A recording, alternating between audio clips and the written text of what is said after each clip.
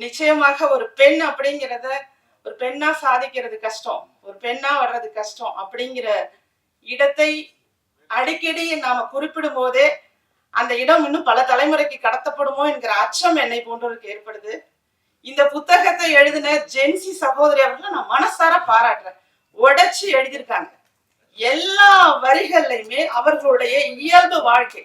ஒரு எடுத்துக்காட்டுக்கு சொல்லணும்னா, கொஞ்சம் நகைச்சுவையாக இருந்தாலும் அவங்க சிறிய வயதுல சர்ச்சில் ஃபாதர் ஹக்மின்னு சொன்னாரு. அது அடுத்த நாள் உட்காந்து நான் என் சகோதரனோட விளையாண்டேன். அந்த விளையாண்டதை எங்க அம்மா பார்த்துட்டு, அம்மாவா பாட்டியா, அம்மா அம்மா பார்த்துட்டு அடிச்சாங்கிற ஒரு விஷயத்த எழுதியிருக்கும் போது, அதை எழுதும் போது அதை நம்ம படிக்கிறப்ப உண்மையாகவே அந்த பெண்குள்ள எவ்வளவு விஷயங்கள், ஞாபக சக்தி, முதல்ல குறிப்பிட்ட மாதிரி சகோதரர் குறிப்பிட்டிருந்தாங்க விஷ்ணு அவர்கள், அது மாதிரி 3 வயசுல இருந்து ஞாபக சக்தியை வச்சுக்கிட்டு அந்த அறியாத பருவத்துல அவங்க கத்துக்கிட்டது, அவங்க வீட்டுல உள்ள பெரியவர்கள் சொல்ற விஷயத்தை எல்லாம் அப்சர்வ் பண்ணி அடுத்த தலைமுறைக்கு எடுத்து சென்றிருக்காங்க. நிச்சயமாக இந்த அன்பு அம்மாவும் அக்கு ஆன்மாக்கும், நானும் ஒரு வாரத்துக்கு முன்னாடி அந்த புத்தகம் பெற்றேன். முழுசா நான் கொஞ்சம் வேகமா படிப்பாங்கிறதுனால ஓரளவுக்கு படிச்சேன்னு நினைக்கிறேன். எல்லா பக்கங்களையும் இன்னும் படித்து முடிக்கணும், இன்னும் கால அவகாசம் தேவை. குறிப்பாக அந்த குழந்தை பற்றி படிச்ச அந்த பக்கங்கள் எல்லா தாய்மார்களுக்குள்ளயுமே ஒரு கண்ணீரை ஏற்படுத்துனுச்சு. இதற்கு முன்னால நம்ம ஒரு ஏவி கூட பார்த்தோம். சகோதரி, நானும் சுகப்பிரசவத்துல பிறந்தவதான். எப்பன்னா பெரிய வயசெல்லாம் கிடையாது, எனக்கு 42 வயசு ஆகுது. என்னுடைய தெருவோட பேரே ஆஸ்பத்திரி தெரு தான். நான் வசிக்கின்ற தெரு பெயரே ஆஸ்பத்திரி தெரு தான். எங்க தெருவுலயே 7 மருத்துவமனை இருந்த போதிலும் நான் வீட்டுலதான் பிறந்தேன். அதனால வீட்டுல பிறந்ததுனால அப்படின்னு சொல்லி உங்களை யாராவது மனசை காயப்படுத்தி இருந்தாங்கன்னா அவர்களுக்காக சொல்றேன். அந்த காலத்துல எல்லாம் எல்லாரும் வீட்டுல எத்தனையோ பேர் பிறந்திருக்காங்க. அதனால அந்த மன வருத்தத்தை நீங்க நிச்சயமா வெளியில வந்துட்டீங்க. நீங்க சொன்ன கருத்துமே மிக ஆழமானது. அதாவது ஒரு சித்தர் உருவுல ஒருத்தர் வந்தாரு. இதுல மிகப்பெரிய ஒரு விஷயமே ஜென்சி சித்தர், ஜென்சி சித்தரையும் நாங்க தொடர்பு படுத்துறதே அப்படிங்கிறது மிகவும் வித்தியாசமானதாக இருக்கு. சகோதரர் சௌந்தரராஜன் அவர்களோட கூட நான் பேசிட்டு இருந்தேன். அதாவது உண்மையாகவே இந்த விஷயமே ஒரு புதுமையாக இருக்கு. இங்க சாதி, மதம், இனம், மொழி, அடையாளம் எல்லாவற்றையும் கடந்து ஒரு மனிதராக இங்க மாறி இந்த புத்தகத்தை வடிவமைச்சிருக்காங்க. அன்பு சகோதரி ஜென்சி அவர்கள் மென்மேலும் வளரும். ஒவ்வொரு இடத்திலையுமே இந்த புத்தகத்துல பல விஷயங்கள் இருக்கு. அந்த பிரசவ வலி, அந்த வேதனையை தத்ரூபமாக, மிகவும் தத்ரூபமாக சொல்லி, அந்த வலி வேதனையை விட அந்த குழந்தையை இழந்த போது ஏற்பட்ட வலி, அந்த வலியை மிக அழகா அதாவது எழுத்து அப்படிங்கிறது என்னன்னா, திரைப்படங்கள் பாக்குறதை விடங்க ஒரு புத்தகத்தை படிக்கும் போது அந்த கேரக்டராவே நாம மாறுறோம். நான் அதான் சகோதரிட்ட சொன்னேன், இந்த புத்தகத்தை வாசிக்க வாசிக்க அந்த கேரக்டரா நம்ம மாறும். அப்படி இந்த புத்தகம் மிக அருமையாக இருக்கு. அவர்கள்ட்ட நான் கேட்டேன், இது எத்தனாவது புத்தகம்னு. இதுதான் என்னுடைய முதல் புத்தகம் என்று கூறினார். முதல் புத்தகத்திலேயே இவ்வளவு திறமையான ஒரு பெண் எழுத்தாளரை பாராட்டுவதற்கு எனக்கு ஒரு வாய்ப்பு கிடைச்சதுக்கு நானும் கடவுளுக்கு நன்றி சொல்லிக்கிறேன். மென்மேலும் பெண்கள் எல்லா துறைகளிலும் சாதிப்பதற்கான அனைத்து வாய்ப்புகளும் இங்க இருக்கு. அதனால தயவு செய்து, இப்ப கூட அண்ணன் ஒருத்தர் பெண் எழுத்தாளர் இருக்காங்க, பெண்கள் எல்லாம் முதல்ல கூப்பிடணும், ஆண்களை கூப்பிடுறீங்கன்னு எனக்கு கோவமே ஏற்படுத்தினாரு. இங்க உட்கார்ந்துருக்காரு. நான் என்ன சொல்றேன், அப்படியெல்லாம் நாங்க எதிர்பார்க்கல. என்ன, எங்களை முதல்ல கூப்பிடுங்க, எங்களை கடைசியா கூப்பிடுங்க, எங்களை அழைத்ததே போதும். இன்னும் அரசியல் அரங்கத்திலும் சரி, இன்னும் எல்லா துறைகளிலும் சரி, எந்த பாகுபாடும் இல்லாம ஜெண்டர் ஈக்குவாலிட்டி வேணும். அங்க பாலின சமத்துவம் அப்படிங்கிறது நமக்கு மிக தேவையான ஒன்று. ஒரு பெண் அப்படிங்கிறதுனால நீங்க இரக்கமும் பட வேணாம், ஒரு பெண் அப்படிங்கிறதுனால நீங்க எந்த விதமான ஒரு கருணையும் பட வேணாம். நாங்களும் ஆண்களுக்கு நிகரானவர்கள் தான். இன்னும் சொல்ல போனால் ஆண்களை விட வலிமையானவர்கள். அது உண்மையா இல்லையாங்கிறதுக்கு அவங்க அந்த பிரசவம்ங்கிற ஒரு விஷயம் இருக்கு பாருங்க, அதை வச்சே நீங்க தெரிஞ்சுக்கலாம். மிகவும் வலிமையானவர்கள் பெண்கள். இனிமேல் யாராவது எந்த மேடையிலையாச்சும் ஒரு பெண்ணாக இருந்துன்னு தயவு செய்து சொல்லாதீர்கள். இதை நான் இந்த மேடையில நான் வலியுறுத்திக்க விரும்புறேன். பல கருத்துக்கள் இருக்கு. ஏன்னா இன்னைக்கு குடிப்பழக்கத்தினால தமிழ்நாடே சின்னாபின்னமாக ஆயிட்டு இருக்கு. ஒவ்வொரு வீட்டிலும் ஒரு பெண் 10 ஆண்களுக்கு சமமாக வேலை பார்த்து தன்னுடைய குடும்பத்தை காப்பாற்றக்கூடிய சூழ்நிலை இன்னைக்கு உருவாக்கி இருக்கு. அப்ப பெண் அப்படிங்கறத நீங்க அங்க சொல்லுவீங்களா? குடி நோயாளிகளாக மாற்றப்பட்டு இன்னைக்கு பல்வேறு குடும்பங்கள் சீரழிந்து அந்த குடும்பத்தை எல்லாம் யாரு காப்பாத்திட்டு இருக்கா? ஒரு பெண் தான் காப்பாத்திட்டு இருக்காங்க. அதனால தமிழ்நாட்டிலையும் சரி, உலக அளவிலையும் சரி, பெண் என்பதற்காக நீங்க ஸ்பெஷலா எதுவும் கொடுக்க வேணாம். மரியாதை கொடுங்க, அன்பை செலுத்துங்க, எல்லா உயிரையும் சமமாக பாருங்க, ஏற்றத்தாழ்வு வேண்டாம். இனிமேலும் நீங்க பெண்ணுன்னு சொல்லி நீங்க செய்யற சிறப்பு சலுகைகளுக்கெல்லாம் நாங்க ஏங்கி கிடக்கலங்கிறத சகோதரி ஜென்சி மூலமாக நான் சொல்லிக்க விரும்புறேன். ஏன்னா அவர்களுடைய எழுத்து நடையில அந்த ஆணவம் தெரிகிறது. உண்மையா இல்லையா சகோதரி? நான் பெண் என்கிற ஆணவத்தோட அதில் எழுதியிருக்காங்க. நான் தயவு செய்து யாரும் தப்பா நினைச்சுக்காதீங்க, நான் பெண்ணியவாதியே கிடையாது. நான் ஆண்களை மதிப்பவர். என்னுடைய கணவருடைய மிகப்பெரிய சப்போர்ட்ல தான் இன்னைக்கு பொது வாழ்க்கையில 10 ஆண்டு காலமாக களத்தில் இறங்கி போராடி கைது செய்யப்பட்டு பல்வேறு இன்னல்களை சந்திச்சு பல்வேறு விஷயத்த நான் ஹேண்டில் பண்ணிட்டு இருக்கேன். அதனால ஆண்களை மதிக்கக்கூடியவள், ஆண்களை போற்றக்கூடியவள் தான். நான் எதுவும் இங்க பேசல. ஆனா ஒரு சாதனையாளராக ஒரு பெண் வரும்போது பெண்ணாக சாதித்தார் அப்படிங்கறத தயவு செய்து சொல்லாதீங்கிறத பதிவு பண்ண விரும்புறேன். நிச்சயமாக இந்த அன்பு அம்மாவும் அக்கா ஆன்மாக்களும் ஆத்மார்த்தமாக நம்ம ஆன்மாவோட சேர்ந்த ஒரு புத்தகம். இந்த புத்தகம் மிக மிக வெகுவாக தமிழகம் மட்டும் இல்லாம உலகத்தில் உள்ள தமிழ் பெண்கள் அனைவரும் படிக்க வேண்டும் என்று சொல்லி வாய்ப்புக்கு நன்றி கூறி விடைபெறுகிறேன். நன்றி, வணக்கம். நான் இங்க நட்புக்காக தான் வந்தேன். இந்த புத்தகத்தோட எழுத்தாளரும் எனக்கு தெரியாது, அந்த புத்தகத்தும் நான் படிக்கல. நசீர் என்னங்க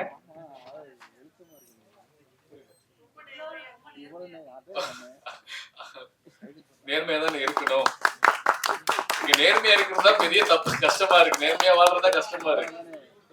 என்னங்க தலைவன், எங்க தலைவன் முதலமைச்சர் நேர்மையா இருக்கு எங்களுக்கு கற்றுக் கொடுத்திருக்காரு. சந்தோஷம். அதனால எனக்கு நசீர் அண்ணன் சொன்னாங்க, அவருடைய அன்புக்காக வந்தேன். நான் ஒரு நடிகன், இதை பத்தி பேசும்போது ஒரு விளம்பரம் கிடைக்கும், அந்த எழுத்தாளருக்கு ஒரு வெளிச்சம் கிடைக்கும்னா அதுக்கு சந்தோஷம் எனக்கு. அதுக்காக தான் வந்தேன். வந்ததுக்கு அப்புறம் படிச்சு பார்த்தா என்னடா இது அம்மா அன்பு அம்மாவும் மக்கா ஆன்மக்கா, அக்குக்கே எனக்கு அர்த்தம் தெரியல. அப்புறம் நான் யோசிச்சு அக்கு வேற ஆணி வேற, எங்க ஊர்ல பேசுவாங்க, அக்கு வேற ஆணி வேற அவனை எந்திரிச்சு பெஞ்சுவாங்க. அப்ப அக்குன்னா என்ன, எலும்பா தசையா அப்படின்னா அண்ணன் அரவிந்த் அண்ணன் கேட்டேன். இல்லப்பா அது ஒரு அக்கு பஞ்சர் வார்த்தை, அது ஒரு மருத்துவ வார்த்தை அப்படின்னா. ஓகே சரி அப்படின்னா அவங்க எழுத்தாளர் அவங்கள பத்தி சொன்னாங்க. சோ எல்லாருக்கும் கதைகள் இருக்கும், எல்லாருக்கும் சுயசரிதை இருக்கும், எல்லாருக்கும் ஒரு ஸ்பிரிச்சுவாலிட்டி இருக்கும், திறமை இருக்கும். அதை எழுத்துக்களா எழுதும் போது அது மக்களுக்கு போய் சேர்ந்து சொல்லும் போது இதுல என்ன பார்த்தா சுயநலமா வாழ்றவங்க ஒரு குரூப், சுயநலத்தோடு பொதுநலமா வாழ்றவங்க ஒரு குரூப், பொதுநலம் மட்டுமே வாழ்க்கையா வாழ்றவங்க சித்தர்கள். சோ சித்தர்களுடைய ஒரு ஒரு விஷயத்தை அவங்க எடுத்துக்கிட்டாங்க. அவங்களுக்கு தோணுது, அவங்களுக்கு அனுபவிச்சத அவங்க எழுதியிருக்காங்க. அது நினைக்கும் போது அது அவங்களுக்கு தனிப்பட்ட ஒரு விஷயம். அது மருத்துவம் சார்ந்து இருக்கும் போது இந்த புத்தகத்தை இன்னும் படித்து அதுல இருக்க உண்மை நன்மைகளை நீங்க பிரித்து எடுத்துக்கோங்க. இந்த புத்தகத்தை பத்தி நான் பேசல சொல்லல. சோ ஏன்னா இது ஒரு தனிப்பட்ட ஒரு அவங்களுடைய அனுபவம் சார்ந்தது. அதை தாண்டி அப்படி ஒரு பெண், பெண்ணுன்னா உங்க கோச்சுப்பாங்களே இல்ல, பெண் லூசு பெண் இல்ல அவங்க 3.5 வயசுல இருந்து பல இன்னல்களை சந்திச்சிருக்காங்க அப்படிலாம் சொல்லும் போது நான் சொன்ன பெண் ஒரு பெண். ஐயோ என்னங்க என்ன சொல்றது, ஓகே ஃப்ளோ போச்சே. பெண் அவங்க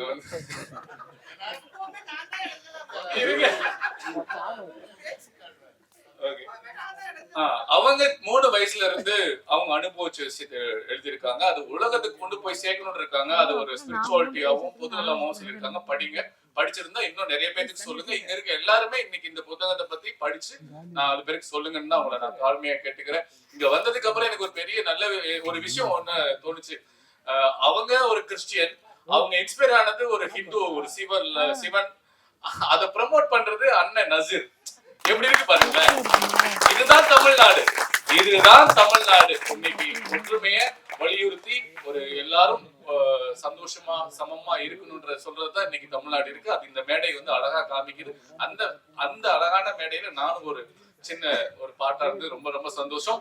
முடிஞ்ச அளவுக்கு நல்லதையே நினைப்போம், நல்லதையே விதைப்போம், நல்லதே நடக்கும். நன்றி, வணக்கம். மன்னிச்சுக்கோங்க, நான் ஏர்போர்ட் போகணும், நான் கிளம்புறேன். 5 மணிக்கெல்லாம் வந்துட்டேன். நன்றி, வணக்கம். பெரிய புத்தகம், ரொம்ப ரொம்ப பெரிய அவ்வளவு பெரிய புத்தகம். அது 555 பக்கத்துக்கு அவங்க எழுதியிருக்காங்கன்னா அந்த புத்தகத்தை முழுமையாக படிக்கக்கூடிய சந்தர்ப்பம் எனக்கு கிடைச்சது. இருக்கிற வேலையெல்லாம் நைட்ல எடுத்து உட்காந்து வச்சுக்கிட்டு அந்த புத்தகத்தை முழுமையா நான் படிச்சேன். ஒருவருடைய டைரியை அவருடைய அனுமதி இல்லாமல் படித்த உணர்வு தான் எனக்கு ஏற்பட்டது. ஏன்னா மனசுல இருக்கிறத அவ்வளவா எந்த வகையிலையுமே அவங்க மறைக்கல, எதையுமே மறைக்கல. அப்படி ஒரு அற்புதமான நடை. புக்கை எடுத்தா கையில படிக்க ஆரம்பிச்சீங்கன்னா அதை வைக்க முடியாது. அந்த அளவுக்கு ஒரு விறுவிறுப்பு அந்த புக்கில் இருக்கு. இவ்வளவு பெரிய புத்தகத்துல ஒரு விறுவிறுப்பு போகுது.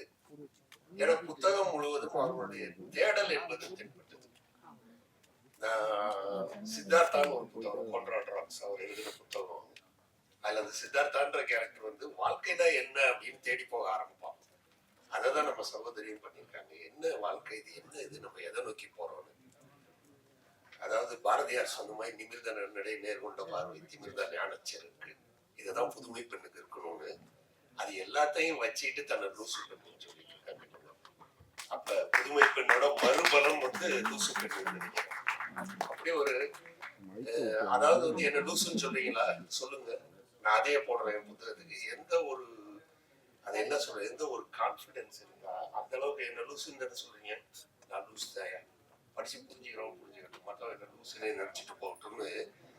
இது வந்து நிமிர்ந்த நன்னடை, திமிர்ந்த ஞான செருக்குன்னு சொன்னாங்க பாரதியார். அதுதான் ஒன்று இருக்கு. ஏன்னா அப்படி ஒரு கட்ஸ் நான் இருக்கேன், நான் இப்படிதான் இருப்பேன். ஆனா லூசு பண்ணுங்கிறது ஒரு இடத்துல வந்து 2-3 இடத்துல எனக்கு கரெக்டா இருந்தது. அவங்களுக்கு அந்த டைட்டில் ஃபிட் ஆனது. இவங்களுடைய முதல் காதலன் யார், அதை யாருமே இங்க சொல்லாம விட்டுட்டாங்க ஸ்டேஜ்ல. இயேசுநாதரை காதலித்தேன்னு எழுதியிருந்தாங்க. இயேசுநாதர் தான் என்னுடைய முதல் காதலன், இயேசுவை தான் நான் காதலித்தேன். அவரை மாதிரி நல்ல ஒரு இது, அந்த அன்பு, அதாவது அன்பு தான் காதல்னா நம்ம இதா எடுத்துக்க வேண்டாம், காமமா. அந்த அன்பு எனக்கு யார் மேலேயுமே அடுத்து ஏற்படல. பல இடங்கள்ல அதை உணர்ச்சி வசப்பட்டு சொல்லும்போது என்னுடைய முதல் காதலன் எனக்கு ஞாபகம் வருது. என்னால அதை மறக்க முடியல. அந்த மாதிரி ஏன் இங்க யாருமே இல்லை அப்படின்னு. ஆண்கள் மேல என்னதான் கோபங்கிறது தெரியல. பயங்கரமான ஒரு கோபத்துல அவங்க இருந்திருக்காங்க. ஆனால் அவர்களுடைய கதையிலேயே நிறைய நல்ல ஆண்கள் வந்து போகிறார்கள். உங்களுக்கு அந்த டாக்ஸியில அழைச்சிட்டு போனாருன்னு சொன்னீங்கல்ல, பிரகாஷ் அண்ணன், எனக்கு பேரே இப்போ மைண்ட்ல ஏறுது பாருங்க, பிரகாஷ் அண்ணன். அவளை வந்து அவ்வளவு ஹெல்ப் பண்ணியிருக்காரு. நீ பேசாம இரு அப்படிதான் அவர் சொல்றாரு.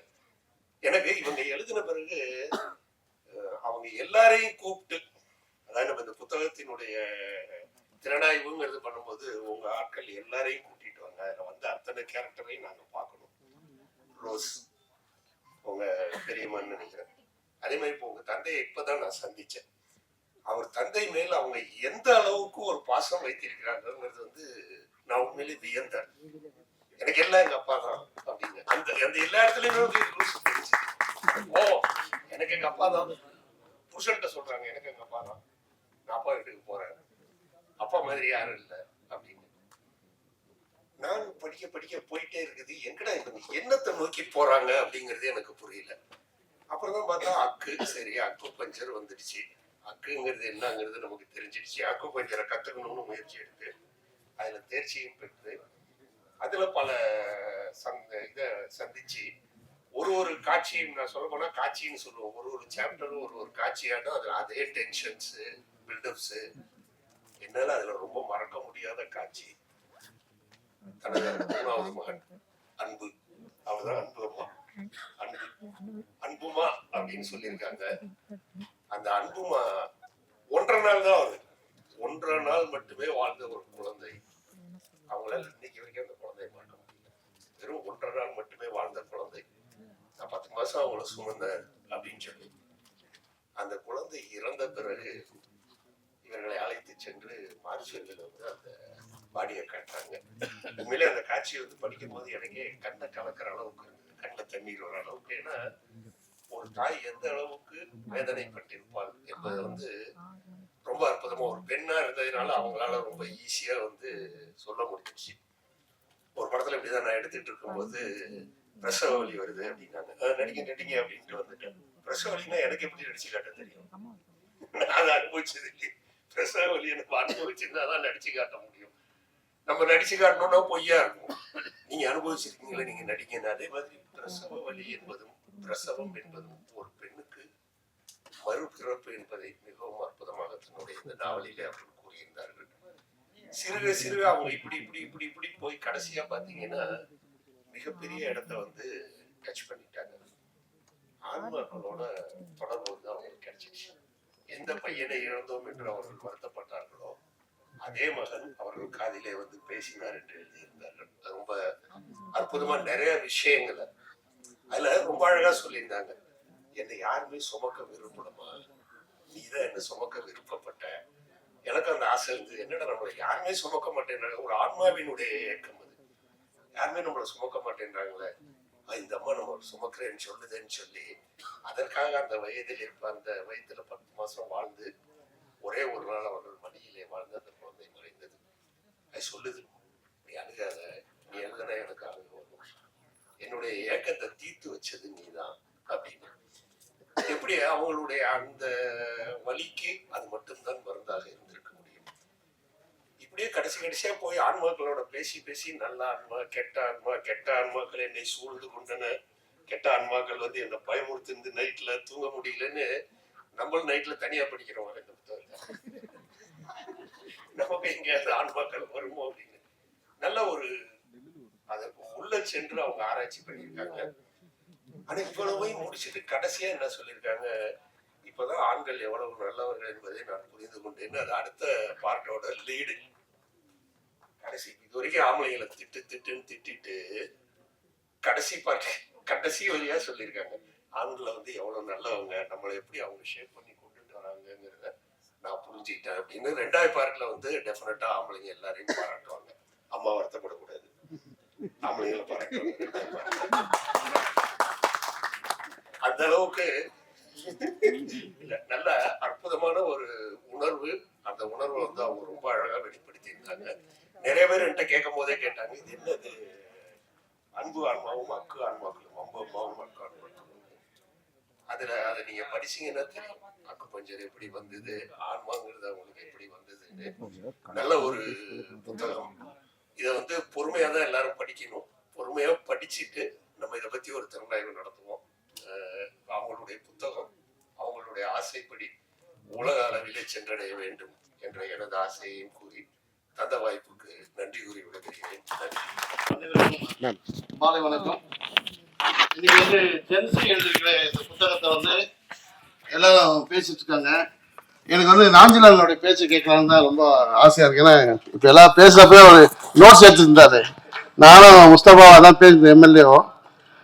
முதல்ல இங்கே அழைப்பை ஏற்று வருகை தந்திருக்கின்ற என்னுடைய நண்பர், தமிழ்நாடு முஸ்லீம் லீக் கூடிய தலைவர் நிறுவனர் முஸ்தபா அவர்களையும், அண்ணன் நாஞ்சில் சம்பத் அவர்களையும், இன்னைக்கு வந்து சிங்கப்பெண் ஆட்சி நடத்தி கொண்டிருக்கின்ற மாண்புமிகு தமிழக முதல்வர் சி ஜோசப் விஜய் அவர்களின் வழியில் இன்னைக்கு ஒரு சிங்கப்பெண்ணா இன்னைக்கு வந்து இந்த புத்தகத்தை அவங்க வெளியிட்டிருக்காங்க. இந்த புத்தகத்தை பற்றி நானும் இயக்குனர் அருந்தாசரம் வந்து பேசிட்டு இருந்தது ஏஎம் ஸ்டுடியோல. அவர் இந்த புத்தகத்தை பற்றி எல்லாம் கிட்ட சொல்லிட்டே இருந்தார். சார் ஆன்மாக்கள் ஒன்று அவங்க பேசுனாங்க சார் அப்படின்னாரு. எனக்கு ரொம்ப காமெடியாக இருந்துச்சு. சார் ஆன்மாக்கள் பேசுறது எப்படி சார் நீங்கள் நம்புறீங்க அப்படின்னு. அது எனக்கு ஒரே ஒரு வார்த்தை சொன்னார் சார், இல்லைங்க நீங்கள் சினிமாவில் மட்டும் இல்லை கோயில்லையும் சாமி ஆடுறது நீங்கள் நம்புறீங்களான்னாரு. சார் அதை பார்த்துருக்கேன், நம்புறேன் சார். அப்படின்னா இதே நீங்கள் நம்பி தான் ஆகணுன்னாரு. அதனால் நிச்சயமாக இந்த புத்தகத்தை நான் நம்புகிறேன். எங்களை அழைப்பை ஏற்று வந்திருக்குங்க அண்ணன் மணிவண்ணன், கீதா மணிவண்ணன் முன்னாள் எம்எல்ஏ அவர்களுக்கும், தயாரிப்பாளர் அண்ணன் பழனி அவர்களுக்கும், இங்கே வந்திருக்கக்கூடிய அனைத்து நண்பர்களுக்கும், திருவள்ளூர் வந்திருக்க பாஷா அவர்களுக்கும், இளங்கோ அவர்களுக்கும், உயர்நீதிமன்ற வழக்கறிஞருக்கூடிய நண்பர் ராஜேஷ் அவர்களுக்கும், அரவிந்தர் சார் அவருடைய மனைவி அவர்களுக்கும், என் அருமை நண்பன் சவுந்தரராஜ் அவர்களையும் இந்த மாலை வேளையில் இந்த நிகழ்ச்சிக்காக வருகை தந்த தமிழ்நாடு முஸ்லீம் லீக்குடைய நிர்வாகிகள் அனைவரையும் வருகன்னு வரவேற்கிறேன். இந்த புத்தகத்தை வந்து படிக்கணும்னு ஆவல் ஏற்பட்டிருக்கு. இப்போ அண்ணன் சொன்னார், நான் உங்களுக்கு அடுத்து தான் நான் பேசணும் அப்படின்னாரு. நிச்சயமாக அண்ணனுடைய பேச்சை கேட்க தான் நம்ம எல்லாம் ஆவலாக இருக்கோம். அவருடைய பேச்சு சிறப்பாக இருக்கும். நேரில் கேட்கக்கூடிய வாய்ப்பை கொடுத்ததுக்கு உங்கள் அனைவருக்கும் நன்றி.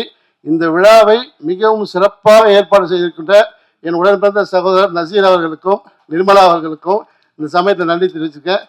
இங்கே பிஆர்ஓ செயல்பட்டிருக்க சாவித்ரி அவர்களுக்கும் ரொம்ப நன்றி. Thank you everybody. நன்றி, வணக்கம். நானும் அம்மா பையன்தான். அம்மா பையனா மாற்றிக்கிட்டு செய்தி போட்டுற போறீங்க. எங்கள் அம்மாவோட பையன் சல்மா அவங்களோட பையன். மாமா அது வேற மாற்றிடுவாங்க மாமா.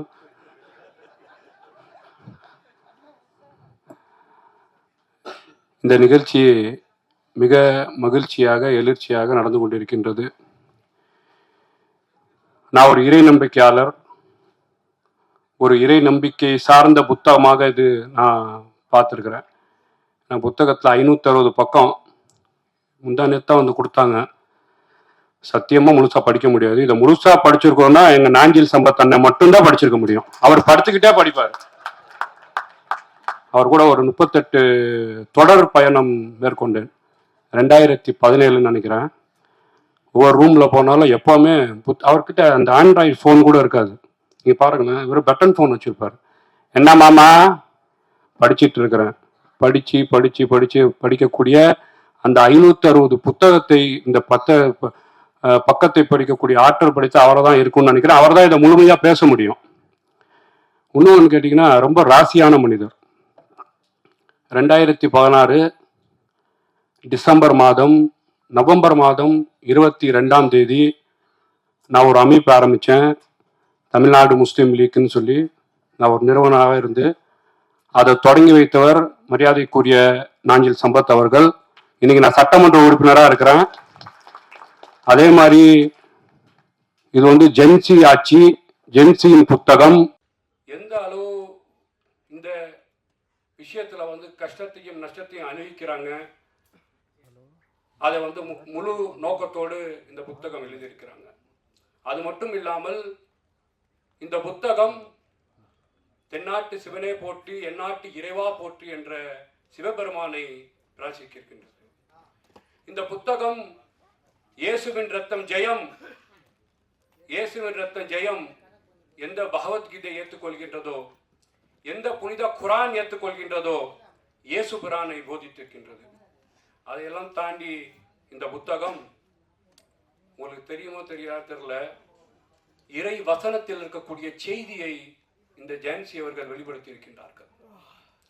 குரான் எதை சொல்கின்றதோ, எதை போதிக்கின்றதோ, எந்த செய்தியை சொன்னதோ, எந்த நற்காரியங்களை புரிந்ததோ, எந்த பெண்களை பாதுகாக்க வேண்டும், தாயின் பாதத்திலே சொர்க்கம் இருக்கின்றது என்று சொன்னது போல, எந்த பெண்களை மதிக்குதோ அந்த விஷயத்தை ஒரு ஆண் இல்லாமல் ஒரு பெண் குழந்தை உண்டாக்கி குழந்தை பெற்றெடுக்கிறாள் என்று சொன்னால் இது குரான் சொல்லியிருக்கின்றது. மரியம் அலைஹிஸ்ஸலாம் பலஸ்தீன்ல, நான் பலஸ்தீன் அந்த இடத்துக்கு போயிருக்கிறேன், பலஸ்தீன்ல ஆண் துணை இல்லாமல் ஈசாவை பெற்றெடுத்தார் என்ற உண்மை செய்தியை இவங்க நினைச்சிட்டு இருக்கிறாங்க. நான் வந்து கற்பனையாக கொடுத்த செய்தியை சொன்னு சொல்லி குரான் இருக்கக்கூடிய உண்மை செய்தியை ரொம்ப அழகாக தத்துரியமாக ஒரு சாமர்த்தியமாக புரியும் பக்கத்தில் இதை வந்து வெளிப்படுத்தி இருக்கிறாங்க. உண்மையாகவே எல்லோரும் இந்த நாட்டின் மன்னர்கள், இங்கே இந்து முஸ்லிம் கிறிஸ்தவர்கள் பௌத்தர்கள் ஜெயினிசர்கள் எல்லோரும் ஒன்றாக இருக்க வேண்டும் என்பதை இங்கே மையமாக வைத்திருக்கின்றனர். எல்லாத்தையும் சொல்லியிருக்காங்கல்ல அவங்க, இந்த குரானையும் சொல்லியிருக்கிறாங்க, கிறிஸ்தவர் இயேசு பிரானையும் சொல்லியிருக்கிறாங்க, சிவபெருமானையும் சொல்லியிருக்கிறாங்க. இதையெல்லாம் தாண்டி நாட்டில் இருக்கக்கூடிய முதலமைச்சர் அவர்கள் யார் வரப்போறா, எப்படி வரப்போறார், கோட்டு போட போறாரா, நிறைய விஷயத்தை வந்து அதில் வந்து வெளிப்படுத்தி சொல்லியிருக்கிறது அந்த புத்தகம். எல்லோரும் ஒன்றுதான் என்பதற்கு நான் ஒரு சிறு 2-3 உதாரணத்தை சொல்லி நான் முடிச்சிடுறேங்க. நாங்கள் காபத்துல்லாஹ்க்கு போவோம், மக்காவுக்கு. லப்பைக் லப்பைக் அல்லாஹும்ம லப்பைக், இறைவா இறைவா உன்னிடம் வரேன், உன்னை நாடி வரேன், உன்னை தேடி வரேன், புனித யாத்திரைக்கு வரேன், புனித ஹஜ்ஜி செய்ய வரேன்னு சொல்லி. நீங்க கொஞ்சம் யோசிச்சு பாருங்க, நாங்கள் ஹஜ்ஜி செய்ய போகும்போது கீழே வெள்ள ஆடையும் மேலே வெள்ள ஆடையும் உடுத்துவோம். ஆனால் எங்கள் இந்து சமுதாய மக்கள், எங்கள் தமிழ் சமுதாய மக்கள், நீங்க கோவிலுக்கு போகணும்னா நம்ம பார்ப்போம். நான் ஒரு சமுதாயத்தின் பேரை சொல்ல விரும்பல, நீங்க குருவாயூர் கோவிலுக்குலாம் போங்க, நேற்று சிஎம் சார் போன கோவிலுக்குலாம் போங்க, மேலே கீழே வெள்ளையும் மேலே வெள்ளையும் உடுத்தக்கூடிய அந்த ட்ரெஸ் கோடு வந்து எங்கிருந்து வந்ததுன்னு சொன்னா, நீங்க சொல்லக்கூடிய பிரம்மா என்று போதிக்கிறீர்கள், அவர்கள் அப்ரஹாம் என்று போதிக்கிறார்கள், நாங்கள் இப்ராஹிம் என்று போதிக்கின்றோம். அந்த கலாச்சாரத்தில் எல்லாம் ஒன்றுதான் என்று அந்த வடிவிலே தெசூர்வம் உருவாயிருக்கின்றது. நாங்கள் காபத்துல்லாவை ஹராம் என்று ஹரம் என்ற ஒரு வார்த்தையை சொல்வோம். ஹரம் என்றால் பார்சியின் வார்த்தை. ஹரம்னா என்ன? நாங்கள் எங்க போறீங்க? ஹரம்க்கு போறோம். அண்ணா முடிச்சிடுறேன், ஒரு நிமிஷத்துல முடிச்சிடுறேன். ஹரம்க்கு போவோம். ஹரம்னா என்ன? பார்சி, ஈரானிய மொழி. உயிரினத்தை கொல்ல தடை செய்யப்பட்ட பகுதி. அப்ப உயிரினத்தை கொல்ல தடை செய்யப்பட்ட பகுதினா நாங்கள் காபத்துல்லாவோட புனித ஸ்தலத்துக்குள்ள அந்த தொழுவதற்கும் ஓதுவதற்கும் ஹஜ்ஜி செய்வதற்கும் உம்ரா செய்வதற்கும் போறோம் சொன்னா அங்க உயிரினத்தை கொல்ல தடைப்பட்டு இருக்கின்றது. ஆனால் இங்க இருக்கக்கூடிய ஒரு சமுதாயத்தின் பகுதி அக்ரஹாரம் உயிரினத்தை கொல்ல தடை செய்யப்பட்ட பகுதி என்று சொன்னால் அன்று நாள் முதல் இன்று நாள் வரை இந்து முஸ்லிம் கிறிஸ்தவர்கள் அந்த ஆதாம் ஏவாள் வழியில தான் வந்திருக்கின்றார்கள் என்பதுதான் யதார்த்தமான உண்மை. அந்த உண்மையை தான் இந்த மார்க்கமும் இந்த இந்து சமய அறமும் இந்த கிறிஸ்தவ சமய அறமும் நம்மளுக்கு சொல்லி தந்திருக்கின்றது. இது மட்டும் இல்லாமல் அந்த இப்ராஹிம் என்று சொல்லக்கூடியவர் பிரம்மா என்று போதிக்கின்றார்கள். இப்ராஹிம் அவங்களுக்கு இருக்கக்கூடிய மனைவி காயத்ரி என்று சொல்லக்கூடியவர்களை ஹாஜிராமா என்று போதிக்கிறார்கள். அவர் இருக்கக்கூடிய சாரா என்றவர்கள் வத்தி என்ற கிராமத்தில் பிறந்தாராம். சாராவதி, அவர் சரஸ்வதி என்று போதிக்கிறார்கள். ஆக மொத்தத்தில் இந்து முஸ்லிம் கிறிஸ்தவர்கள் எல்லாம் ஒரு சமுதாயத்தினவரே, மனித குலத்தை சேர்ந்தவரே. அததான் ஹானபல் சீஃப் மினிஸ்டர் மரியாதைக்குரிய எங்கள் அண்ணன் விஜய் சார் அவர்கள் இந்த தமிழ்நாட்டிலே நல்லாட்சியை தந்து பிறப்புக்கும் எல்லா உயிருக்கும் தென்னாட்டு சிவனே போற்றி, எந்நாட்டு இறைவா போற்றி, இயேசுவின் ரத்தம் ஜெயம், அல்லாஹு அக்பர், எல்லோரும் ஒன்று சொல்லி ஒரு சிறப்பான ஆட்சியை தந்திருக்கிறார்கள். வாய்ப்பளித்த அத்தனை நல்லுள்ளங்களுக்கும் நன்றி பாராட்டி விடைபெறுகிறேன். இந்த புத்தகம் ஆசிரியர் அவர்கள் ஜான்சி அவர்கள் மேலும் மேலும் உயர எல்லாம் வல்ல இறைவனை பிரார்த்திக்கிறேன் என்று கூறி வாய்ப்பளித்த அன்று நன்றி வணக்கம். ஒரு ஆணாதிக்க சமூகம் தான் இந்த சமூகம். தமிழ் கற்றவர்கள் இங்கிருந்தால் கவலையோடு ஒன்றை பதிவு செய்கிறேன். பாரதி புதுமை பெண்களை கொண்டாடியவன். ஆணுக்கு பெண் சமம் என்று கும்மி அடிக்க சொன்னவன். சட்டங்கள் செய்வதும் பட்டங்கள் செய்வதும் இங்கே பெண்களாலே என்றும் பாடியவன். அவன் பெண்களை பாடினான், பெண்ணுரிமைக்காக குரல் கொடுத்தான் என்று பேசப்படுகிற அதே பாரதி பாஞ்சாலி சபதத்தில் பாஞ்சாலியை சூதுக்கு படயமாக வைத்து தோற்றான். பாண்டவர்கள் தோற்றார்கள். அப்பொழுது பாரதி பேசுகிறான், பெட்டை புலம்பல் பிறர்க்கு துணையாமோ என்று கேட்கிறான். தமிழ் கற்ற பேரறிஞர்கள் கூட இதை சிந்தித்திருக்க மாட்டார்கள் என்று நான் கருதுகிறேன்.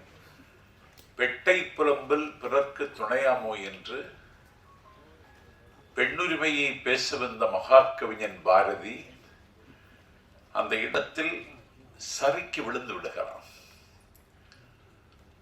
ஆகவே இது ஒரு ஆணாதிக்க சமூகம்தான்.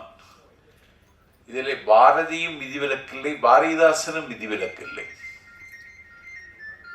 ஆகவே ஒரு இலக்கியம் படித்தவன், தமிழ் கற்றவன் என்ற தகுதியில் இன்றைக்கு ஜென்சி எழுதியிருக்க இந்த புத்தகம்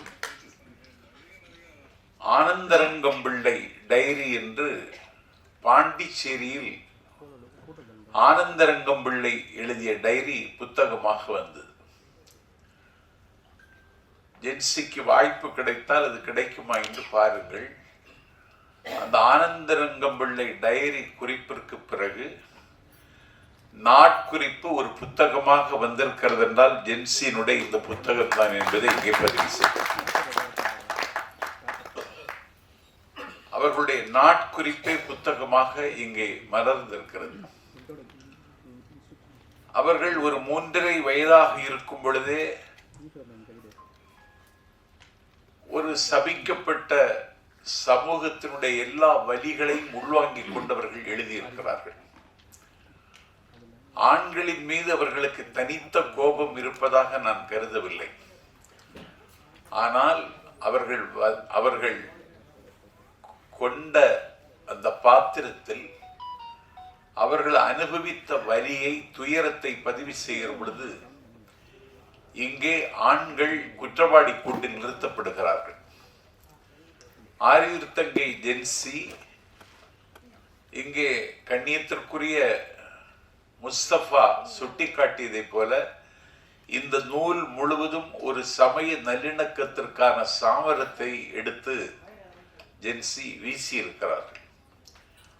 ஒரு ஆணாதிக்க உலகம் என்பதை நான் ஒப்புக்கொண்டாலும் இன்றைக்கு சங்ககாலம் என்கிற தங்க காலத்தில் பெண்கள் படைப்பாளியாக இருந்திருக்கிறார்கள்.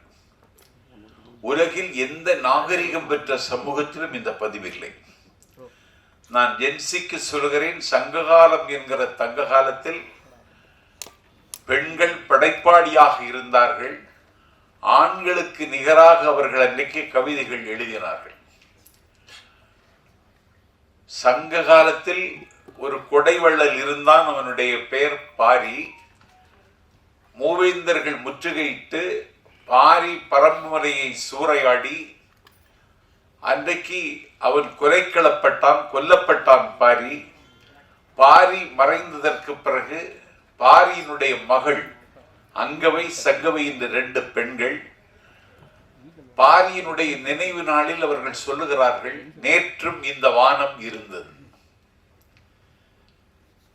நேற்று எங்கள் குன்றும் இருந்தது, நேற்று அரசு பீடத்தில் எங்கள் தந்தையும் இருந்தார், இன்று இந்த வானம் இருக்கிறது, இந்த வானத்தில் நிலவும் இருக்கிறது, எங்கள் தந்தையும் இல்லை, எங்கள் குன்றும் எங்களிடத்தில் இல்லை, அற்றை திங்கள் அவ்வன் நிலவில் எந்தையுமுடையும் என்று சொல்லி அன்றைக்கு சங்க காலத்தில் 2 பெண்கள் பாடுகிறார்கள்.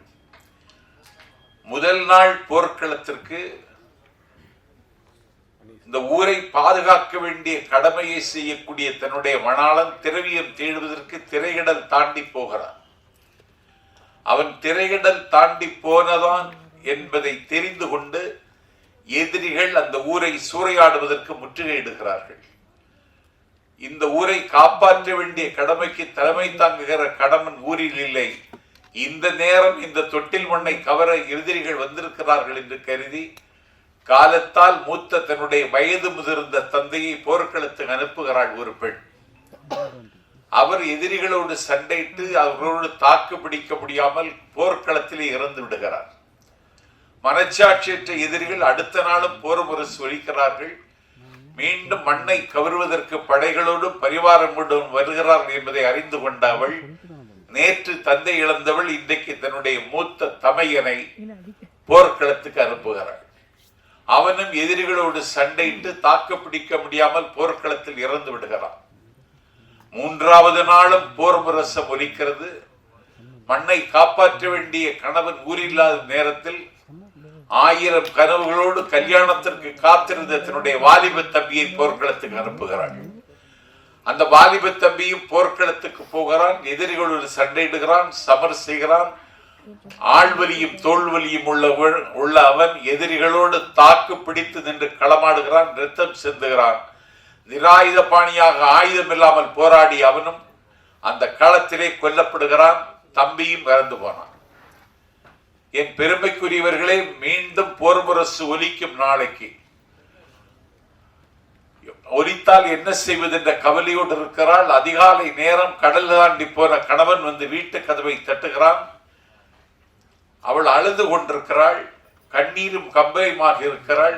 ஒரு சோக சித்திரமாக இருக்கிற தன்னுடைய காதல் மனைவியை பார்த்து, உனக்கு என்ன ஆயிற்று, ஏன் இப்படி சோகமாக இருக்கிறாய் என்று கேட்ட பொழுது, இந்த மண்ணை காப்பாற்ற வேண்டிய கடமை மறந்துவிட்டு நீ பொருள் தேடுவதற்கு, திரவியம் தேடுவதற்கு திரைகடல் தாண்டி போனாய். இந்த தொட்டில் மண்ணை கைப்பற்றுவதற்கு எதிரிகள் படையெடுத்தார்கள். அதை காப்பதற்கு என்னுடைய தந்தையை போர்க்களத்திற்கு அனுப்பினேன், தமையனை போர்க்களத்திற்கு அனுப்பினேன், கல்யாணத்திற்கு காத்திருந்த கனவுகளோடு இருந்த தம்பியை போர்க்களத்திற்கு அனுப்பினேன். 3 பேரும் போர்க்களத்திலேயே செத்து போனார்கள். நான் இப்பொழுது கண்ணீரோடு இருப்பதற்கு காரணம், மாற்றார் எப்போது வருவார்கள் என்று தெரியாது என்று இருக்கிற பொழுது நீ வந்திருக்கிறாய் என்று சொன்ன பொழுது அவளுடைய கன்னத்தில் படிந்த கண்ணீரை துடைக்கிறான்.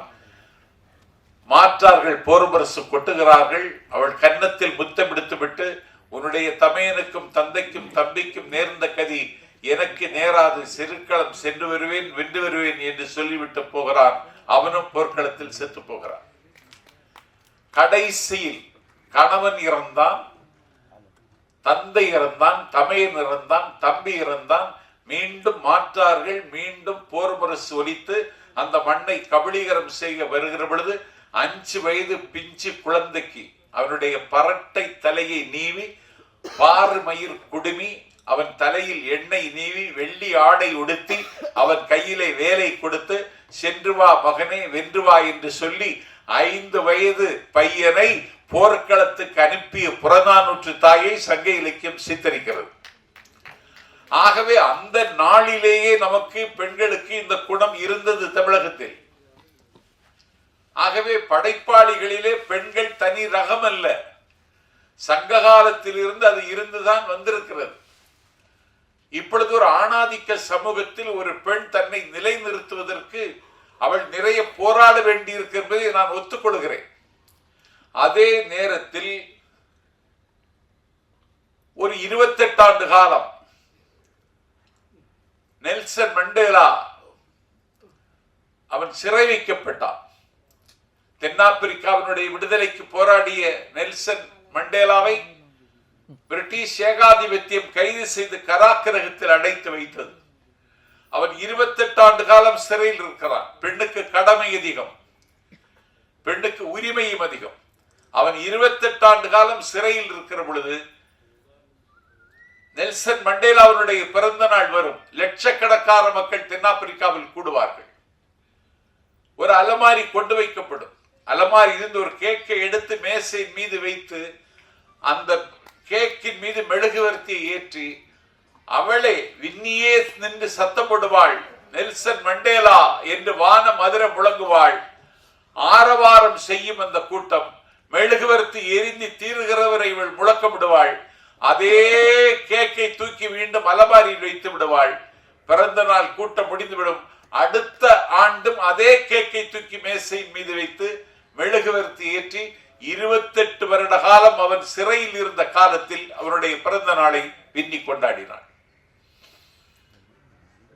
வெளிவந்தான், சிறை உடைத்துக் கொண்டு மக்களை சந்தித்தான், மகத்தான வெற்றி பெற்றான். தென்னாப்பிரிக்காவினுடைய மகுடத்தை அலங்கரித்தான். 28 ஆண்டு காலம் தான் வகித்த பாத்திரத்தை விடுதலைக்காக ஏற்றுக்கொண்டு களத்தில் நின்ற தன்னுடைய காதல் மனைவி வின்னியை அவன் தென்னாப்பிரிக்காவில் அவன் தலைமையில் அமைந்த ஆட்சியில் அமைச்சராக்கி அழகு பார்த்தான்.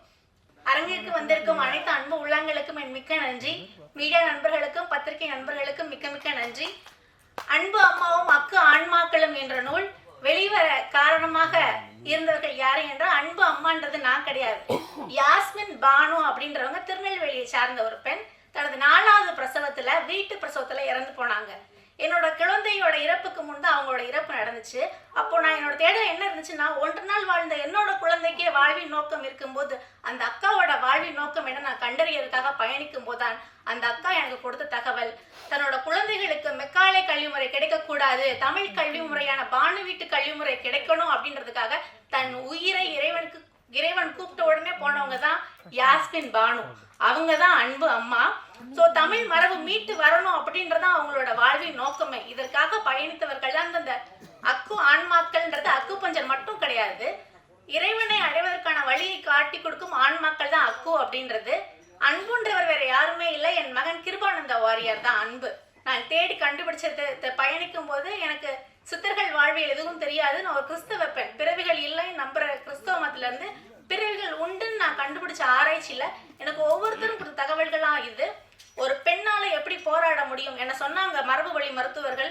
உன் குழந்தை வீட்டுல இறந்துருச்சு, போராட்ட காலத்துல 10-11 நான் நெல்லுன்னு. ஆனா ஒரு இயற்கை விவசாயி அக்கு ஹீலர் லெனின் ஐயா எனக்கு சொல்லி கொடுத்தாரு, நீ எதுக்கு 10-11 நான் போராடணும், நீ ஒத்தாலா போராடு, பிரசவம்னா என்னன்னு உலகுக்கு உணர்த்தலாம், உனக்கு பெருசா நான் உனக்கு அண்ணன் தர்றேன். எனக்கு அண்ணன் இல்லை, அதனால அண்ணன் சென்டிமெண்ட் ரொம்ப வீக். என்ன யாராவது தங்கச்சின்னு கூப்பிட்டா உயிரே கொடுப்பேன் அவருக்காக. நான் ஏதோ இவர் கதை சொல்றாருன்னு நினைச்சிட்டு இருந்தேன். ஆனா இல்ல, நீங்க நாவலை படிக்கும் போது தெரியும் என்னோட அண்ணன் யாருன்னு உங்களுக்கு கண்டிப்பா நீங்க உணர்வீங்க. இந்த இடத்துல நான் உயிரோட நிக்கிறேன் அப்படிக்கு காரணம் யாருன்னா எனது அக்குபஞ்சர் ஆசான் போஸ் கே முகமது மீரா ஐயா அவர்கள் தான். மருந்தும் மருத்துவமும் கோடிகளை கொள்ளையடிக்கிற இந்த காலத்துல எனக்கு ஆன்மீக சிகிச்சையா அவரோட இறையாண்மை வகுப்புல இலவசமா கொடுத்தாரு. நான் 12 மணிக்கு ஃபோன் பண்ணுவேன், 3 மணிக்கு ஃபோன் பண்ணுவேன், எனக்கு ஹீலிங் கொடுப்பாரு. 1 ரூபா கூட அவர் என்கிட்ட வாங்கினதே இல்லை. என் ஆசான் இல்லைன்னா இந்த இடத்துல நான் இல்லைன்றத நான் உங்களுக்கு உணர்த்துகிறேன். இந்த இந்தியன் அக்குபஞ்சர் அப்படின்றது எல்லாருக்கும் தெரியும். சைனா தான் அதோட தாயகம்னு இல்லவே இல்லை. தமிழ் மரபு தான் தாயகமே. அதற்கு உதாரணம் யார் அப்படின்னு பார்த்தீங்கன்னா பல்சூர் ரஹ்மான் ஐயா தான் இந்தியன் அக்குபஞ்சரின் தந்தை. அவர் வெறும் இந்தியன் அக்குபஞ்சர் மட்டும் கண்டுபிடிக்கல, அவர் ஒரு அலோபதி டாக்டர். ஒரு அலோபதி மருத்துவம் ஒரு நோயை முழுமையா குணமாக்காது, ஆணி வேற கண்டறிய முடியாது, தமிழ் மரபு தான் அதை கண்டறியணும்னு இந்தியன் அக்குபஞ்சரின் தந்தை தான் அவரு. அந்த அக்குபஞ்சர் மூலியமா நோயோட அடி வேற கண்டுபிடிக்கலாம். அது மட்டும் கிடையாது, உலகில் இருக்கிற எல்லா மரபுகளின் மருத்துவங்களுக்கும் தாயகம் தமிழ் தான். இங்க நான் சொல்ல விரும்புறது என்னன்னா, இந்த புத்தகத்துல நான் என்னோட எழுத்து வடிவத்துல எழுதியிருக்கேன். எனக்கு தமிழ் மொழி பிடிக்காது, அதனாலே எனக்கு சின்ன வயசுல தமிழ் மொழி சுத்தமா பிடிக்காது. என்னைக்கு எனக்கு ஸ்டேஜ் கிடைக்குதோ அன்னைக்கு நான் இங்கிலீஷ்ல தான் பேசணும்னு சின்ன வயசுலதான் நினைச்சிட்டு இருந்தேன். ஆனா இந்த புத்தகம் வெளிவரும்போது நான் இந்த புத்தகத்தை தமிழ் மக்களுக்கு ஒரு டெஸ்ட் வச்சேன். 7 டைம்ஸ் சொன்னேன் புத்தகத்தை எழுதுறேன். புத்தகம் தமிழ் மக்களுக்கு போச்சுன்னா நான் தமிழ் அடுத்து நான் எழுதுற நூட்கள் எல்லாமே தமிழ்ல இருக்கும். அப்படி இல்லைன்னா என்னோட ஃப்ரெண்ட்ஸ் சசானியால இருக்காங்க, சைனால இருக்காங்க, நான் அங்கே போய் சேர்ந்துருவேன், அந்த உரைநடையில தான் எழுதுவேன்னு அதை எல்லாத்தையும் முறியடிச்சு கடைசி இந்த 2 புத்தகங்கள் சிவன் ராஜோதலுக்கு சித்தரையாவுக்கு நான் கொடுத்தேன். அவர் தன்னோட யோக சக்தியால் தவ ஆற்றலால் தமிழ் மக்களுக்கு இந்து தமிழ் திசை மூலம் கொண்டு சென்று சேர்த்தார். அதனால நான் இன்னைக்கு சொல்றேன் ஐயா கிட்ட, என்னோட உரைநடை இதோட முடிஞ்சு அடுத்து நான் கண்டிப்பா ஐயாவோட ஆசைப்படி ஜேன்சி தலைமுறை முற்றிலும் மாறப்பட்டு சங்க காலத்துக்கு கொண்டு போய் சேருவாங்க. சங்க காலத்துல பெண்கள் உண்மையிலே படைப்பாளியாக இருந்தாங்க. அந்த காலத்துல பெண்கள் மரவுரி எண்ணெய் ஆடை, அறிவுரை ஆடை, கொட்டைக்கரை பட்டாடைன்னு பல ஆடைகள் அணிஞ்சாங்க. அந்த ஆடைகள் மூலியமா அவங்களுக்கு நோய்கள் எதுவும் வரவே இல்லை. அதெல்லாம் சாத்தியமாகுமா நீங்க நினைக்கலாம், ஆனால் சாத்தியப்படும். ஏன்னா இது பொற்காலம், கண்டிப்பா சாத்தியப்படும். விவேகானந்தர் ஐயா அழகா சொல்லுவாரு, ஒருத்தர்கிட்ட உண்மையும் நேர்மையும் இருந்துச்சுன்னா இந்த உலகத்தையே வெல்லலாம். இன்னொன்னு சுயநலம் இல்லாம இருக்கணும். அப்படி இருக்கிற அவளது பிரபஞ்சத்தை எதிர்த்து நிற்க முடியும். தான் நினைத்த காரியத்தை செய்து முடிக்கும் ஆற்றல் அவருக்கு உண்டுன்னு. எனக்கு அரசியலும் தெரியாது, தமிழ் சினிமாவும் தெரியாது, இலக்கியமும் தெரியாது. எனக்கு என்ன தெரியும்னா ஹீலிங் தெரியும். என்கிட்ட உடைந்த உள்ளத்தோடு வருகிற மக்கள்கிட்ட தேத்தி தற்கொலை எண்ணம் இருந்துச்சுன்னா அதெல்லாம் மாத்தி அவங்க வாழ்வின் நோக்கம் என்னன்னு காட்டி வெற்றியாளர்களா மாத்த, இது மட்டும்தான் எனக்கு தெரியும். எனக்கு அரசியலும் தெரியாது, இலக்கியம் எதுவும் தெரியாது. ஆனா இனி கற்றுக்கொள்கிறேன். என்ன சொல்ல விரும்புறேன் அப்படின்னா, இப்ப இருக்கிற மீடியாவுக்கு நான் என்ன சொல்றேன்னா, இப்ப ஆட்சியை பிடிச்சிருக்கிற இந்த கட்சி எதனால வந்துச்சு அப்படின்னா, ஒரு சினிமா மோகத்தால வந்துச்சு, ஒரு கவர்ச்சியால வந்துச்சு அப்படின்லாம் பல கதைகளை சொல்லுவாங்க. ஆனா கிடையாது. இப்பொழுது ஆட்சியில் இருக்கும் என் சகோதரர், இதற்கு பின் என் அன்பு குழந்தையின் இரத்த சரித்திரம் மறைந்திருக்கிறது, வழிகள் மறைந்திருக்கிறது. கலங்க மாட்டேன். நான் கலங்கினா என்னோட குழந்தைக்கு பிடிக்காதனால கலங்க மாட்டேன். என் அண்ணன் இருக்கிறார் என்னை பார்த்துக் கொள்வதற்கு. பெண்களின் வழிகளை அடியோடு அழிக்கிறதுக்கு என் அண்ணன் இருக்கிறார். அதனால் நம்பிக்கையோட நான் சொல்லுவேன், கவர்ச்சியாலையும் வரல. என் அண்ணன் நடிக்க தெரியாது, எனக்கும் நடிக்க தெரியாது. என் புத்தகத்தில் உண்மையும் நேர்மையும் சத்தியம் மட்டுமே இருக்கிறது. இது வெறும் கற்பனை கதையா இருந்தா என்னைக்கோ காலத்தால் அடிக்கப்பட்டிருக்கும். ஆனா இது காலத்தால் அடிக்கப்படல, அது காவியமாக நிற்பதற்காகவே இங்க ஆண்டோர்கள் சான்றோர்கள் முன்னிலையில் என் புத்தகம் வந்திருக்கிறது. நான் இந்த இடத்துல முருகப்பெருமானுக்கும் தமிழ் மொழிக்கும் தமிழ் மக்களிடம் மன்னிப்பு கேட்டுக்கொள்கிறேன். ஏன்னா நான் டெஸ்ட் தான் வச்சேன். எனக்கு கலைஞர் ஐயா தான் சொல்லி கொடுத்தாரு, நீ ஒரே ஒரு லெட்டர் எழுது, பர்சனலா எழுது, தமிழ்நாட்டு அரசு உன் வீட்டு வாசல்ல நிக்குன்னு சொன்னாங்க ஐயா. அப்ப நான் சொன்னேன் நான்லாம் எழுத மாட்டேன் அப்படின்னு. ஆனா ஒரு புத்தகம் தான் எழுதுனேன், தமிழக அரசு முன்னாலேயே அமர்ந்திருக்கிறது.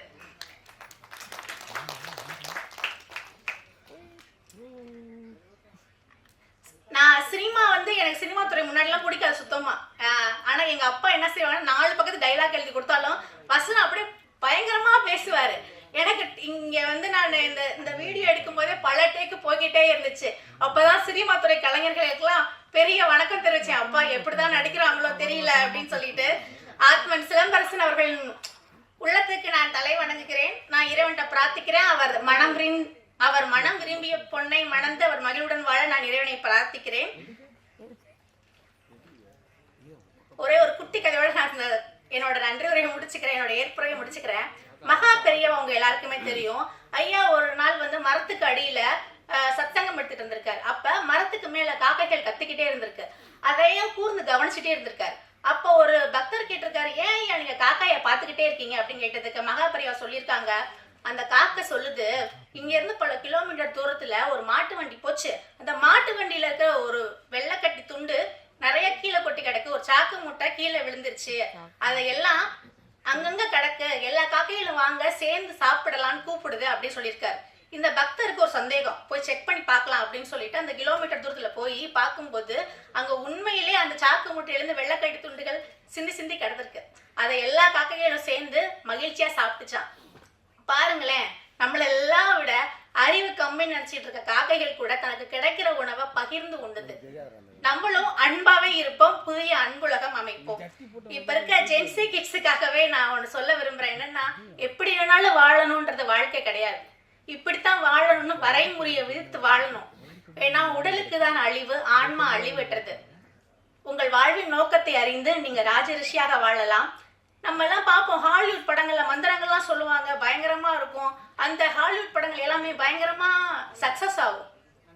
ஆனா இங்க இருக்கிற தமிழ் சித்திரத்தை அவங்க காப்பி அடிச்சுதான் அவ்வளவு பண்ணிக்கிட்டு இருக்காங்க. ஆனா நம்ம யாருமே அதை நம்ப கூட மாட்டோம். உடல் எப்படிங்க தன்னைத்தானே குணமாக்கும்னு கேள்விதான் கேட்டுக்கிட்டே இருக்கும். நிறைய புத்தகங்கள் படிங்க, சங்ககால புத்தகங்கள் நிறைய இருக்கு, நிறைய கத்துக்கோங்க. வீட்டுக்கு ஒரு மருத்துவர்ன்றது என்னோட சித்தாந்தம் கிடையாது, ஒவ்வொருத்தரும் மருத்துவர் ஆகணும்ன்றதான். ஏன்னா சித்தர்கள் வாழ்வியலும் அதான் சொல்லுது, நம்ம ஒவ்வொருத்தருமே டாக்டர் ஆகணும். ஏன்னா 5 அறிவு உள்ள ஆடு மாடு எதுவுமே குறைபாடான குழந்தைகளை பெற்றுக்கிறதும் இல்லை, பிரசவத்துல இறக்குறதும் கிடையாது. அது அவ்வளவு தெளிவா இருக்கு. அதுக்கு உடலின் மொழி நல்லா தெரியுது. எந்த ஆஸ்பத்திரிக்கு போகுதா நாய் போறது இல்லை. ஆனா நம்ம அதை எல்லாத்தையும் மறந்துட்டோமே. எனக்கு இந்த மும்மொழி கொள்கை, இரட்டை மொழி கொள்கை எல்லாம் கிடையாது. எல்லாரும் கத்துக்க வேண்டியது உடலின் மொழி, அதுக்கு பிறகு தாய்மொழி. இனி என்னோட வருகிற எல்லா நாட்களிலும் நான் உண்மையிலேயே தமிழ் உரைநடையிலேயே எழுதுவேன் என்று உறுதி கூறுகிறேன். எங்கள் அழைப்பை ஏற்று இந்த அரங்குக்கு வந்த அனைவருக்கும் நன்றி. இன்னொரு விஷயம் நான் சொல்லிக்கிறேன், நான் இந்த புத்தக திருவிழா ஏன் இவ்வளவு கிராண்டா கொண்டாடணும் அப்படின்னா, நான் இந்த புத்தகத்தை எழுதுனதுக்கு அப்புறம் எழுத்தாளரோட வாழ்வில் என்னன்னு பார்த்தேன். எனக்கு ரொம்ப கஷ்டமா இருந்தது. என்னடா அது, ஒரு கதைக்கு எவ்வளவு வலிமை இருக்கு, எழுத்தாளர்கள்லாம் இவ்வளவு கஷ்டப்படுறாங்க, ஏன் புத்தகங்கள் இன்னும் மக்களை போய் சென்றடையல, ஏன் எல்லாரும் போன் பார்த்துக்கிட்டே இருக்காங்க அப்படின்ற தேடல் எனக்கு அதிகமா இருந்துச்சு. இதை எப்படியாவது நம்ம மாத்தி அமைக்கணும் அப்படின்றதுக்காக தான் இந்த புத்தக விழாவை இவ்வளவு விமர்சையா பண்ணது. ஏன்னா இனி வரும் காலங்கள் மாற்றப்பட வேண்டும். போனை பார்த்து பார்த்து அதுல மூழ்கி போற மக்கள் எல்லாரும் புத்தகத்தை பார்த்து பார்த்து புதிய உலகத்தை அமைக்கணும் அப்படின்றதான் என்னோட ஆசை, என்னோட விருப்பம். இதுல எனக்கு உறுதுணையாக இருந்தது யாருன்னு பாத்தீங்கன்னா, நான் பல இடங்கள்ல பயணிக்கும் போது ஒரு பெண்ணா உன்னால எப்படி பதிப்பகம் ஆரம்பிக்க முடியும், சமூகத்துக்கு கொண்டு போய்வேன், பல சவால்கள். ஆனா இறையருள் துணையோடு எனக்கு கிடைத்தவர் தான் நிர்மலா அக்கா. நிர்மலா அக்கா மூலியமாக தான் இந்த புத்தகம் வெளியே விநியோகமா வந்தது. அதற்கு உறுதுணையாக வந்த நசீர் அண்ணா தான். நசீர் அண்ணா இல்லைன்னா இந்த புத்தகம் இந்த இடத்துல நிற்க வாய்ப்பே இல்லை. நான் தோண்டு போனப்பெல்லாம் நசீர் அண்ணா என்ன உடன் பிறந்த சகோதரியா நினைச்சு என்ன தேட்டினாரு. நிர்மலா அக்காவும் சாதாரண ஆள் கிடையாது. என்னோட பிரசவ வழி போல அவங்களும் பல இடர்பாடுகளை சந்தித்தவர், ஒரு உறுதியான பெண்மணி. அந்த உறுதியான பெண்மணி மூலம் உலகத்துக்கெல்லாம் இந்த புத்தகம் சென்றடையுது. எனக்கு மிகவும் மகிழ்ச்சியாக இருக்கிறது. புதிய உலகம் அமைப்போம், அன்பில் ஆட்சி செய்வோம். அனைவருக்கும் நன்றி.